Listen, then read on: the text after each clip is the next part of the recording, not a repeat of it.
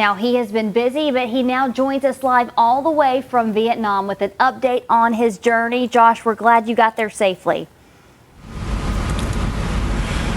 Latricia, Mary Beth, out here, as you can see behind me, we're kind of in a really great spot here. This is from our resort right here, and I really can't wait to tell you all the things we've seen the last few days. But I want to show you this video to kind of show you the difference, kind of what we're working here in Vietnam. This video is about literally a block outside of this resort.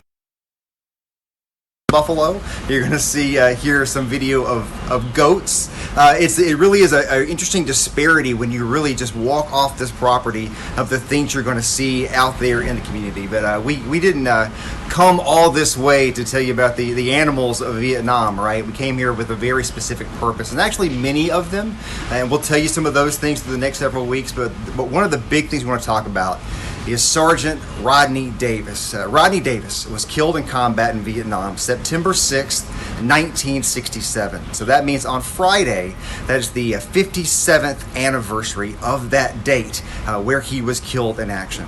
I am here with members of the Davis family. I am here with members of the Marine Corps officers, some retired, some still active duty, because this person, this man, and what he did means a lot to a lot of people. We're going to tell that story as we go through. I'm not exactly sure what's on your screen right now, but hopefully eventually we're going to see a shot here, a picture of an old picture from 1968, I believe, White House, of a Medal of Honor ceremony. And if you see that picture, you can see two young girls in that photo. One of those girls, those are both, by the way, one of them, she's here with us. It's Sgt Davis. And she told me something very interesting about that photo. Listen to this. There's that picture of you guys at the White House. Mm-hmm. When you're, that's my screensaver. How old are you in that picture? I don't think probably I don't know, 2 or 3. 2, yeah. 3, yeah. So that's your screensaver? That's my screensaver. What do you think when you look at that picture? You know what? That gives me courage. Like, if I'm having a bad day, I look at that picture, and if I'm like kind of antsy about something, I look at that and I go, you know whose child you are. You know you belong to Rodney Davis and Sgt Davis. You better, yeah. It gives me courage. Very powerful words that are right there from Sgt Davis. We're going to tell more of that story, but also want to say this real quickly here. This is a book. Phase Line Green's the name of this book. This is about the Battle of Waste City. Yesterday we went to Waste City with the author of this book, Nick War.